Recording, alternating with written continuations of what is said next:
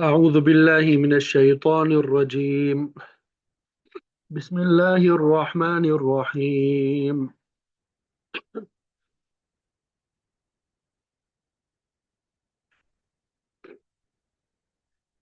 وأزلفت الجنة للمتقين وبرزت الجحيم للغاوين وقيل لهم أين ما كنتم تعبدون من دون الله هل ينصرونكم أو ينتصرون فكبكبوا فيها هم والغاوون وجنود إبليس أجمعون قالوا وهم فيها يختصمون تالله إن كنا لفي ضلال مبين إذ نسويكم برب العالمين وما أضلنا إلا المجرمون فما لنا من شافعين ولا صديق حميم فلو أن لنا كرة فنكون من المؤمنين إن في ذلك لآية وما كان أكثرهم مؤمنين وإن ربك لهو العزيز الرحيم. صدق الله العظيم.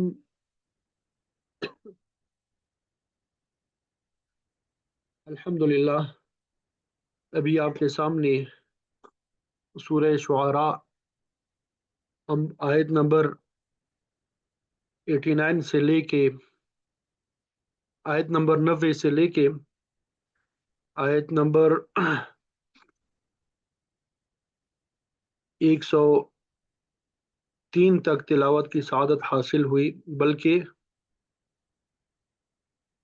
104 تک تلاوت کی سعادت حاصل ہوئی۔ سب سے پہلے ان آیات کا ترجمہ آپ کے سامنے بیان کریں گے اور پھر مفسرین نے جو تفسیر بیان کی ہوگی وہ آپ کے سامنے ذکر کریں گے۔ کل کچھ آیات جو ہے ان کی تفسیر رہ گئی تھی، اس کی بھی آج انشاءاللہ تفسیر آپ کے سامنے بیان کر دیں گے۔ وَأُزْلِفَتْ، اور قریب کی جائے گی، الجنت، جنت، للمتقین، پرہیزگاروں کے لیے، وَأُزْلِفَتْ، اور قریب کر دی جائے گی جنت متقین کے لیے، پرہیزگاروں کے لیے، وبرزت، اور ظاہر کی جائے گی، الجحیم، جہنم، للغاوین، گمراہوں کے لیے، وقیل، اور کہا جائے گا، لہم، ان سے، این ما کنتم تعبدون، این، کہا ہے، ما کنتم تعبدون، جن کی تم عبادت کیا کرتے تھے، این، کہاں ہے، ما کنتم تعبدون، جن کی تم عبادت کیا کرتے تھے، من دون اللہ، اللہ کے علاوہ، هل ینصرونکم، کیا وہ سب مدد کر رہے ہیں تمہاری، او ینتصرون، یا وہ سب بدلہ لے سکتے ہیں، کیا وہ تمہاری مدد کر سکتے ہیں یا وہ بدلہ لے سکتے ہیں، فکبکبو، تو وہ سب اوندے منہ ڈال دیے جائیں گے، اوندے منہ ڈال دیے جائیں گے، فیہا، اس میں، ہم، وہ سب، والغاوون، اور سب گمراہ بھی، وجنود ابلیس، اور ابلیس کے لشکر، اجمعون، سب کے سب، قالو، وہ سب کہیں گے، وہم، اس حال میں کہ وہ، فیہا، اس میں، یختصمون، جھگڑا کر رہے ہوں گے، وہ آپس میں ایک دوسرے کے ساتھ جھگڑا کر رہے ہوں گے، اللہ، اللہ کی قسم، ان کننا، یقیناً ہم تھے، لفی ضلال مبین، بلا شبہ کھلی گمراہی میں، اذ نسویکم، جب نسویکم، ہم برابر ٹھہراتے تھے تمہیں، برب العالمین، تمام جہانوں کے رب کے ساتھ، برب العالمین، تمام جہانوں کے رب کے ساتھ، وما اضلنا، اور نہیں گمراہ کیا ہمیں، الا المجرمون، مگر مجرموں نے، وما اضلنا الا المجرمون، اور نہیں گمراہ کیا مگر مجرمین نے ہمیں، فما لنا، تو نہیں ہے ہمارے لیے، من شافعین، کوئی سفارش کرنے والوں میں سے، فما لنا من شافعین، تو نہیں ہے کوئی سفارش کرنے والوں میں سے ہمارے لیے، ولا صدیق، اور نہ کوئی دوست، حمیم گرم جوش، فلو ان لنا کرۃ فنکون من المؤمنین، تو کاش بے شک ہمارے لیے دوبارہ واپس جانا ہوتا، فنکون تو ہم ہو جائیں من المؤمنین ایمان والوں میں سے، ایمان والوں میں سے، ان فی ذالک، بے شک اس میں لآیتن، یقیناً ایک نشانی ہے، وما کان اکثرهم، اور نہیں تھے ان میں سے اکثر مؤمنین ایمان لانے والے، وَإِنَّ رَبَّكَ، اور بلا شبہ آپ کا رب، لَهُوَ الْعَزِيزُ، یقیناً وہی نہایت غالب ہے، الرحیم، بہت رحم کرنے والا ہے۔ یہ ان آیات کا ترجمہ ہے جو آپ کے سامنے بیان کر دیا، امید کرتا ہوں ترجمے کی سمجھ آ گئی ہوگی۔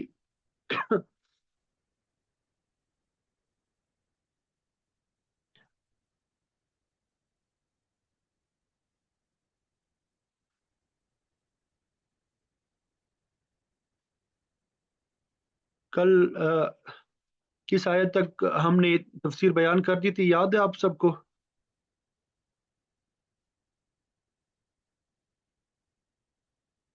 والذی اطمع ان یغفر لی خطیئتی یوم الدین، یہاں تک ہو گئی تھی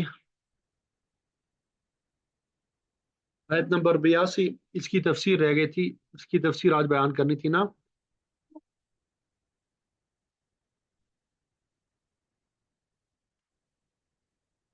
والذی اطمع ان یغفر لی خطیئتی یوم الدین،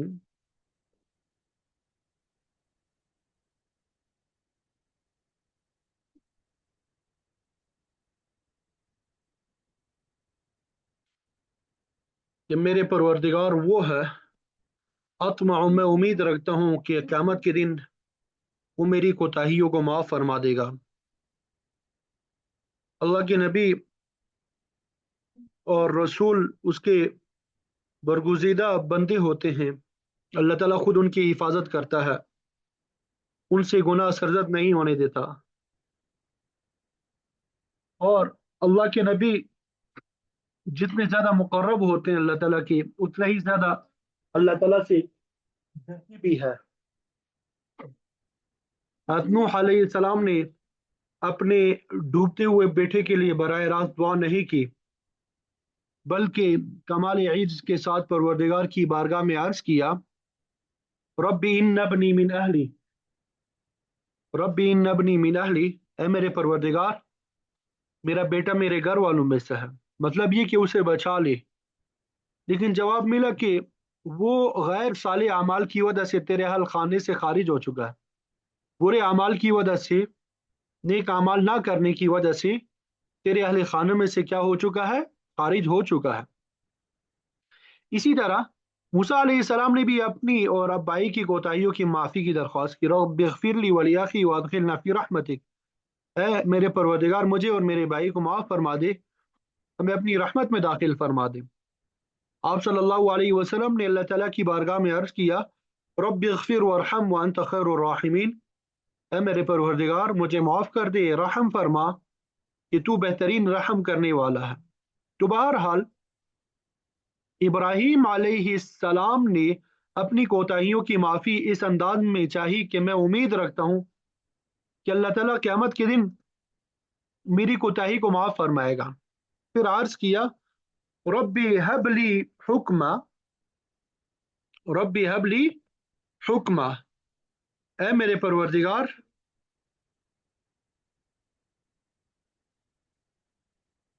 مجھے حکم یعنی حکمت عطا فرما۔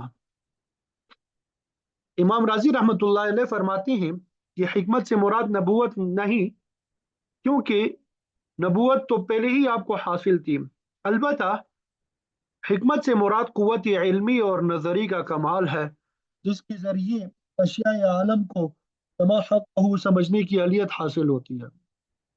اللہ تعالیٰ نے آپ کو جس کام پہ معمور کیا تھا اس کے لیے ان چیزوں کی اشد ضرورت تھی، لہذا آپ نے ان چیزوں کے لیے دعا کی، اور ساتھ یہ بھی عرض کیا، والحقنی بالصالحین، مجھے نیک افراد کے ساتھ ملا دی۔ اس سے آخرت میں نیک لوگوں سے ملاقات مراد ہے، اور مطلب یہ کہ میرا انجام بخیر فرما، مجھے عزت والی مقام میں جگہ عطا فرما۔ یہ دعا اللہ کے سب نبی اور صالحین کرتے رہے۔ حضرت یوسف علیہ السلام کی دعا کا ذکر بھی قرآن مجید میں موجود ہے۔ آپ نے عرض کیا تھا، اے آسمان اور زمین کے پیدا کرنے والے، دنیا اور آخرت میں تو ہی میرا کارساز ہے، توفنی مسلمہ والحقنی بالصالحین، مجھے اسلام کی حالت میں موت دینا اور اپنے نیک بندوں کی رفاقت نصیب کرنا۔ ایک حدیث میں آپ صلی اللہ علیہ وسلم کی یہ دعا بھی منقول ہے، اللہم احینا مسلمین وامتنا مسلمین والحقنا بالصالحین غیر خزایا ولا مبدلین۔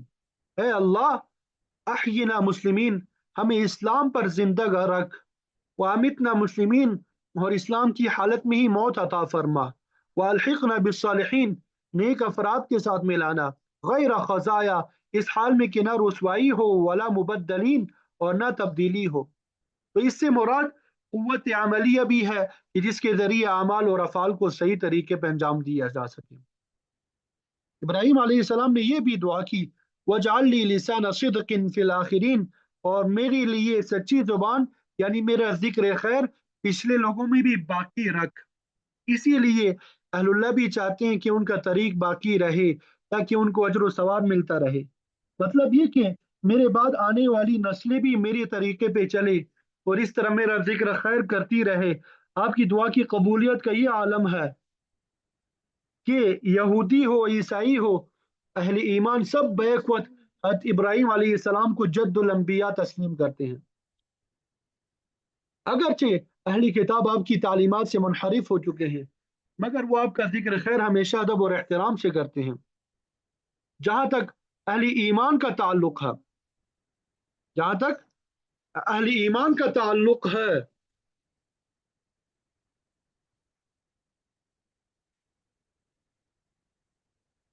تو اللہ تعالیٰ نے اس آخری امت کو ملت ابراہیمی کو اختیار کرنے کا حکم دیا۔ سورہ بقرہ میں اللہ تعالیٰ نے اہل کتاب کی بات نقل کی کہ وہ اہل ایمان کو یہودی یا نصرانی بن جانے کا مشورہ دیتے ہیں، مگر اللہ تعالیٰ نے اپنے آخری نبی کو فرمایا، قل بل ملت ابراہیم حنیفہ وما کان من المشرکین، آپ ان سے کہہ دیں کہ ہم تو دین ابراہیمی کو اختیار کیے ہوئے ہیں، جو ہر طرف سے کٹ کے صرف اللہ تعالیٰ کی طرف رجوع کرنے والے تھے، وہ مشرکین میں سے نہیں تھے۔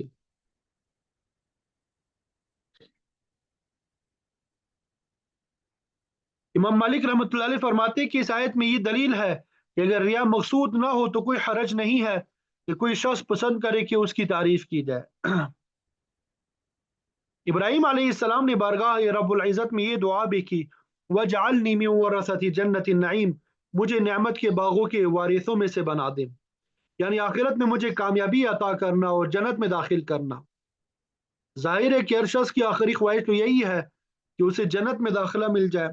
سورہ آل عمران میں جہاں جزائے عمل کا ذکر ہے، وہاں اللہ تعالیٰ نے فرمایا، فَمَنْ زُحْزِحَ عَنِ النَّارِ وَأُدْخِلَ الْجَنَّةَ فَقَدْ فَازَ، کہ جو شخص جنت میں داخل کر دیا گیا، فَمَنْ زُحْزِحَ عَنِ النَّارِ، جو جہنم سے بچا لیا گیا اور جنت میں داخل کر دیا گیا تو وہ کامیاب ہو گیا۔ تو ابراہیم علیہ السلام نے بھی اپنے لیے نعمتوں کے باغ یعنی جنت کی دعا کی۔ پھر عرض کیا، مولا کریم وغفر لأبی،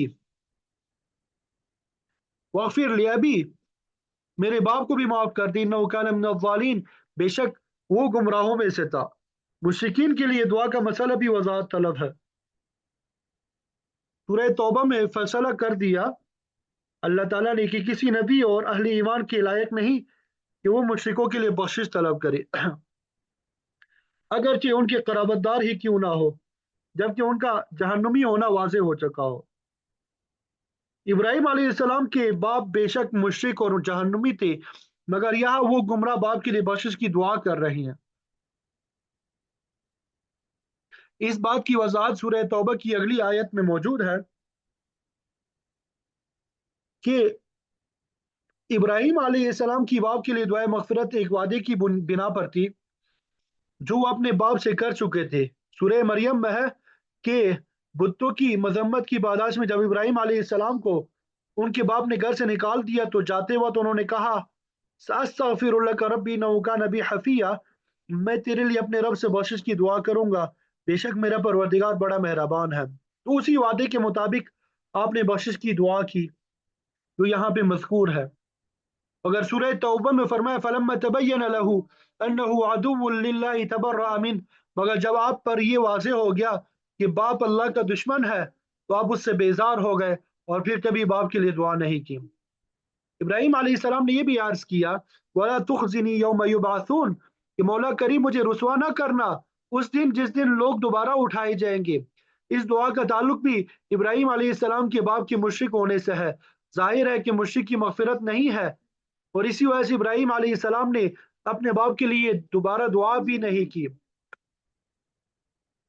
اب قیامت والے دن جب سب اگلے پچھلے سب لوگ جمع ہوں گے اس دن ابراہیم علیہ السلام کے باپ کی ذلت آپ کے لیے رسوائی کا سبب بن سکتی ہے۔ آپ صلی اللہ علیہ وسلم کا ارشاد ہے کہ قیامت والے دن ابراہیم علیہ السلام کی اپنے والد سے ملاقات ہوگی، آپ دیکھیں گے کہ اس کا منہ ذلت اور گرد و غبار سے آلودہ ہو رہا ہے۔ دوسری روایت میں ہے کہ آپ اللہ تعالیٰ سے عرض کر دیں گے کہ پروردگار تیرا مجھ سے قول ہے کہ مجھے قیامت کے دن رسوا نہ کرے گا۔ اللہ تعالیٰ فرمائے گا کہ سن، جنت تو کافر پہ قطعا حرام ہے۔ ایک اور روایت میں کہ ابراہیم علیہ السلام اپنے باپ کو اس حالت میں دیکھ کے فرمائیں گے کہ باپ میں تجھے نہ کہتا تھا کہ میری نافرمانی نہ کر۔ باپ جواب دے گا اچھا اب نہیں کروں گا۔ ابراہیم علیہ السلام بارگاہ الہی میں عرض کریں گے پروردگار تو نے مجھ سے وعدہ کیا ہے کہ اس دن مجھے رسوا نہ کرے گا، مگر اس سے بڑھ کے کیا رسوائی ہے کہ میرا باپ اس طرح رحمت سے دور ہے۔ اللہ تعالیٰ فرمائے گا میرے خلیل میں نے جنت تو کافروں پہ حرام کر دی ہے۔ پھر حکم ہوگا ابراہیم دیکھ تیرے پیروں تلے کیا ہے؟ آپ دیکھیں گے ایک بدصورت بچھو جو ہے کیچڑ پانی میں لتھڑا کھڑا ہے جس کو پاؤں سے پکڑ کے جہنم میں پھینک دیا جائے گا۔ یہ ابراہیم علیہ السلام کے باپ ہوں گے جن کی شکل تبدیل کر دی جائے گی۔ اللہ تعالیٰ ہم سب کی حفاظت فرمائے۔ تو فرمایا قیامت کے دن ایسا ہوگا یوم لا ينفع مال ولا بنون، جس دن نہ مال کام آئے گا اور نہ بیٹے، اس دن کوئی کسی کی سفارش نہیں کر سکے گا اور نہ کوئی کسی کی طرف سے وکیل پیش ہو کے مقدمہ پیش کر سکے گا۔ وَكُلُّهُمْ آتِيهِ يَوْمَ الْقِيَامَةِ فَرْدًا، قیامت والے دن ہر شخص اکیلا ہی حساب کتاب کے لیے پیش ہوگا۔ سورہ آل عمران میں بھی فرمایا ان الذین کفروا لن تغنی عنہم اموالہم ولا اولادہم من اللہ شیئا، کافروں کو ان کے اموال اور اولاد کچھ کام نہیں آئیں گے۔ ظاہر ہے کہ یہاں کا مال تو یہی رہ جائے گا، انسان خالی ہاتھ اللہ کی عدالت میں پیش ہوگا۔ جہاں تک اولاد اور دیگر عزیز و اقارب کا تعلق ہے تو وہ سب اپنی ہی فکر میں ہوں گے۔ یوم یفر المرء من اخیہ وامہ وابیہ وصاحبتہ وبنیہ، انسان اپنے بھائی، ماں باپ، بیوی اور بیٹے سے بھاگے گا کہ کہیں مجھ سے کوئی نیکی نہ طلب کر لے۔ ہر ایک کو اپنی فکر ہوگی کہ کس طرح میں بچ جاؤں۔ البتہ بعض مال اور اولاد کام بھی آئیں گے۔ حدیث شریف میں آتا ہے کہ جب آدمی مر جاتا ہے تو اس کے اعمال ختم منقطع ہو جاتے ہیں، مگر تین چیزوں کا فائدہ جو ہے وہ اس کو مرنے کے بعد بھی پہنچتا رہتا ہے۔ پہلی چیز صدقہ جاریہ ہے کہ آدمی اپنا مال اچھی جگہ صرف کر کے گیا جس سے لوگ فائدہ اٹھاتے ہیں، وہ قیامت کے دن فائدہ دے گا۔ دوسری چیز علم نافع ہے جس سے دوسرے لوگ مستفید ہوں، اور تیسری نیک اولاد ہے جو باپ کے حق میں دعائیں کریں۔ حدیث میں آتا ہے کہ بچپن میں فوت ہونے والا بچہ بھی والدین کے حق میں سفارش کرے گا، تو یہ چیزیں موت کے بعد بھی نافع ہوتی ہے۔ تو اس آیت کریمہ میں غیر مفید ہونا غیر مومن کے لیے ہے، ایسے شخص کو نہ مال کام آئے گا اور نہ اس کی اولاد، بلکہ اس کا فیصلہ اس کے اعمال اور عقائد کے مطابق ہوگا۔ اور پھر فرمایا کہ قیامت والے دن ہر شخص کا مال اور اولاد تو مفید نہیں ہوگی، البتہ الا من اتى اللہ بقلب سلیم، مگر جو کوئی اللہ تعالیٰ کے پاس قلب سلیم لے کے آیا وہ کامیاب ہوگا۔ اس دن قلب سلیم ہی مفید ہوگا، مطلب یہ کہ جس انسان کا دل کفر، شرک، نفاق اور بدعقیدگی کی آلودگیوں سے پاک ہوگا اس کے لیے اللہ تعالیٰ کی اطاعت میں صرف کیا ہوا مال بھی مفید ہوگا، اس کی نیک اولاد بھی مفید ہوگی جو اس کے لیے دعائیں کرے گی۔ बात समझ आ गई?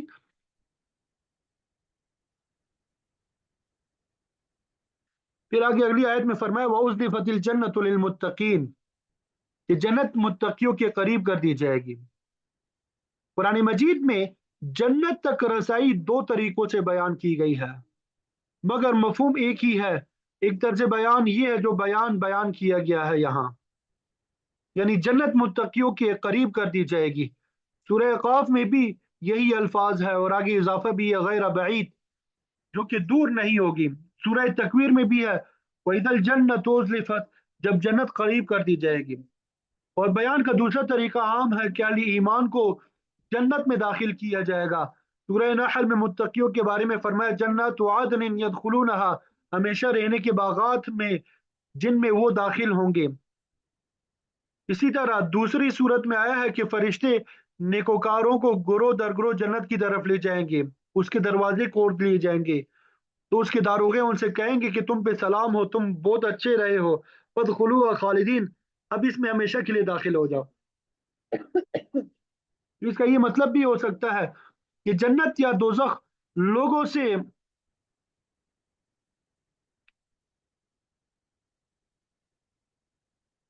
हिजाब में होंगे, यानी जन्नत और दोजख जो है ये दोनों लोगों से हिजाब में होंगे। और जब वो हिजाब उठा दिया जाएगा तो जन्नती जन्नत को करीब ही पाएंगे। एक आम मकूला भी है कि जब कोई मुसाफिर सफर करते हुए किसी शहर या बस्ती में पहुंचता है तो कहता है कि फुला बस्ती करीब आ गई, हालांकि बस्ती तो अपनी जगह कायम होती है, मुसाफिर खुद वहां पहुंचता है। इसी तरह जन्नत तो अपनी जगह पे कायम है, मगर जब जन्नती वहां करीब पहुंचेंगे तो उसी को कहा गया कि जन्नत उनके करीब कर दी जाएगी। तो अगर इस जुमले को बेआईनी ही ज़ाहिरी माना में लिया जाए तो भी दुरुस्त है। जैसा कि दोज़ख के बारे में मुस्लिम शरीफ में आता है कि उस दिन जहन्नुम को खींच के मैदान महशर के करीब लाया जाएगा, जिसकी 70,000 जंजीरें होंगी और हर जंजीर के साथ 70,000 खींचने वाले फरिश्ते होंगे। वबुरिज़तिल जहीम लिलगावीन, और जाहिर कर दिया जाएगा दोज़ख को गुमराहों के लिए। जो लोग उम्र भर कुफर शिर्क और गुमराही में फंसते रहे उनको दोजख का नजारा करा दिया जाएगा, जिसके बारे में सूरह मारिज में फरमाया कल्ला इन्नहा लज़ा नज़्ज़ाअतल लिश्शवा, ये भड़कती हुई आग है जो खाल उधेड़ के रख देगी।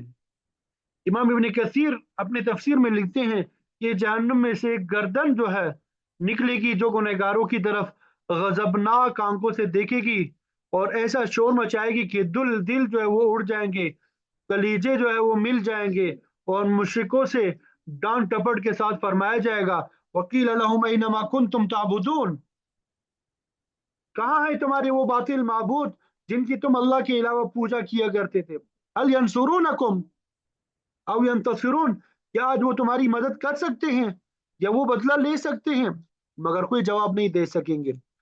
फकुबकिबू फीहा हुमुल गावून, फिर वो और तमाम गुमराह लोग जो है जहन्नुम में औंधे मुंह डाल दिए जाएंगे।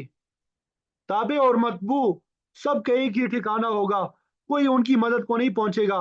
सिर्फ यही नहीं बल्कि वो जुनूद व इबलीस अजमाउन, शैतान के तमाम लश्कर जो है वो भी जहन्नुम रसीद कर दिए जाएंगे, जो लोगों को हक्का बहका के कुफर और शिर्क पे आमादा करते रहे।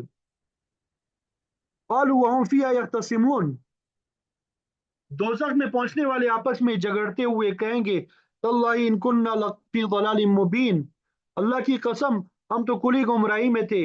उस वक्त इकरार करेंगे कि दुनिया में हमने सही रास्ते इख्तियार नहीं किया, इधर उधर भटकते रहे। इज़ नुसव्वीकुम बिरब्बिल आलमीन, जबकि हम तुम्हें परवरदिगार आलम के साथ बराबर करते थे। वमा अदल्लना इल्लल मुजरिमून, जबकि हमें तो इन मुजरिमों यानी गुनहगारों ने गुमराह कर दिया था। उस वक्त छोटे लोग बड़े लोगों की तरफ इशारा करेंगे, ताबईन अपने मतबूइन को मोरिद इल्जाम ठहराएंगे कि ये हमसे अपनी इबादत कराते रहे, हम इनको इनके हुक्म को खुदा का हुक्म समझ के अमल करते रहे, इनको नजर और नियाज पेश करते रहे, मगर ये आज हमारी कुछ मदद नहीं कर पाए, बल्कि हमारे साथ ये भी जहन्नुम में पहुंच चुके हैं, हमें तो इन्होंने मरवा दिया। फमा लना मिन शाफिईन, आज हमारी सिफारिश करने वाला कोई नजर नहीं आता जो हमें इस अजाब से छुड़ा सके। वला सदीकिन हमीम, اور نہ ہی کوئی محبت کرنے والا دوست ہے جو دوستی کا حق ادا کر سکے۔ اس وقت تابعین سخت مایوسی کا اظہار کریں گے۔ یہاں پر یہ نقطہ غور طلب ہے کہ لفظ اضافیین کو جمع لایا گیا ہے جبکہ صدیق مفرد ہے۔ اس کی ایک وجہ تو یہ ہو سکتی ہے کہ صدیق اس میں جنس کی طرح ہے جس پہ اطلاق واحد اور جمع دونوں پہ ہوتا ہے، اور اس کا مطلب یہ کہ سفارشی تو عادتاً بہت ہوتے ہیں، اس لیے جمع کا صیغہ استعمال کیا گیا، جبکہ مخلص دوست جو ہے وہ تو عزیز الوجود ہوتے ہیں، بہت کم ہوتے ہیں، اس لیے صدیق کو مفرد لایا گیا۔ پھر آپس میں ایک دوسرے سے پوچھیں گے فَلَوْ أَنَّ لَنَا كَرَّةً فَنَكُونَ مِنَ الْمُؤْمِنِينَ، کیا ایسا بھی ہو سکتا ہے کہ دوبارہ دنیا لوٹ جائیں دنیا میں اور وہاں جا کے ایمان لانے والوں میں ہو جائے؟ اب کی بار ہم کفر اور شرک کے قریب نہیں جائیں گے، نہ شیطان اور دوسرے معبودان باطلہ کے جانسے میں آئیں گے، بلکہ صدق کے دل سے اللہ تعالیٰ کی وحدانیت پہ ایمان لائیں گے۔ کیا ایسا ممکن ہے اگر ان کی یہ حسد کبھی پوری نہیں ہوگی؟ سورہ بقرہ میں ہے کہ تابعین کہیں گے کہ اگر ہمیں دنیا میں دوبارہ لوٹا دیا جائے تو ہم ان متبوعین سے اسی طرح بیزاری کا اظہار کریں گے جس طرح آج یہ ہم سے اظہار کر رہے ہیں۔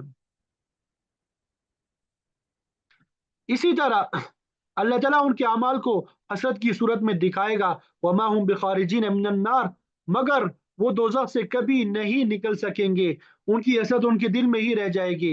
سورہ سجدہ میں بھی ہے کہ مجرم لوگ اپنے پروردگار کے سامنے سرنگو کھڑے ہوں گے اور کہیں گے پروردگار ہم نے سب کچھ اپنی آنکھوں سے دیکھ لیا اور سن لیا، پر جعنا نعمل صالحا، ہمیں دنیا میں واپس بھیج دے، اب ہم اچھے اعمال انجام دیں گے، مگر جواب ملے گا وذوقوا عذاب الخلد بما کنتم تعملون، اب اپنی کارکردگی کے بدلے میں ہمیشہ کا عذاب چھکو، اب تم واپس نہیں جا سکتے۔ حقیقت یہ ہے کہ یہ بدبخت اگر دوبارہ بھی دنیا میں لوٹا دیے جائیں پھر وہی بدعمالیاں شروع کریں گے جو پہلے کرتے رہے۔ ان فی ذلک لآیہ، بے شک اس میں البتہ نشانی ہے، وہ یہ کہ ابراہیم علیہ السلام نے اپنی قوم کے سامنے اللہ تعالیٰ کی وحدانیت کی جو بھی دلیلیں پیش کی، قوم کو جس طریقے سے سمجھایا، اس میں اللہ تعالیٰ کی یکتائی کی برہان صاف موجود ہے۔ انسان اگر ذرا سا بھی غور اور فکر کر لے تو اس کے تمام شکوک و شبہات دفع ہو سکتے ہیں۔ اس کے باوجود وما کان اکثرهم مؤمنین، ان میں سے اکثر لوگوں کی اکثریت ایمان سے محروم رہتی ہے، انہیں توحید کی بات سمجھ میں بھی نہیں آتی اور اس طرح کفر اور شرک پہ اڑے رہتے ہیں۔ فرمایا یاد رکھو وَإِنَّ رَبَّكَ لَهُوَ الْعَزِيزُ الرَّحِيمُ، بے شک تیرا پروردگار زبردست ہے۔ آج تو یہ لوگ اس کی توحید کو تسلیم نہیں کرتے، مگر قیامت والے دن ان کو پتہ چلے گا کہ جس کے ساتھ غیروں کو شریک بناتے رہے وہ کتنا زبردست اور غالب ہے۔ سورہ یوسف میں ہے واللہ غالب علی امرہ ولکن اکثر الناس لا یعلمون، اللہ تعالیٰ اپنے ہر کام پہ غالب ہے، اس کے ارادے اور مشیت میں کوئی چیز حائل نہیں ہو سکتی، مگر اکثر لوگ اس بات کو نہیں جانتے، وہ گمراہی میں لاپرواہ پڑے رہتے ہیں۔ تو فرمایا اس کے ساتھ وہ الرحیم بھی ہے، اس کا کوئی بندہ جب بھی سرکشی کو چھوڑ کے اس کے دروازے پہ آ جائے گا، اس کی وحدانیت کو تسلیم کر لے گا، وہ نہایت رحم والا ہے، معاف کر دیتا ہے۔ کتب علی نفسہ الرحمہ، اس نے اپنے اوپر رحمت کو واجب کر رکھا ہے۔ اس کا یہ بھی فرمان ہے وَرَحْمَتِي وَسِعَتْ كُلَّ شَيْءٍ، کہ میری رحمت ہر چیز پہ وسیع ہے۔ جو ہی اس کا کوئی بندہ اس کی طرف رجوع کرتا ہے اس کی رحمت بندے کو ڈھانپ لیتی ہے اور بندے کو معاف کر کے اپنی آغوش رحمت میں لے لیتا ہے۔ اللہ تعالیٰ ہم سب کو صحیح سمجھ نصیب فرما دے اور اللہ رب العزت ہمیں اپنے آغوش رحمت میں ڈھانپ لے اور ہمیں اپنی رحمت نصیب فرما دے۔ وآخر دعوانا ان الحمد للہ رب العالمین۔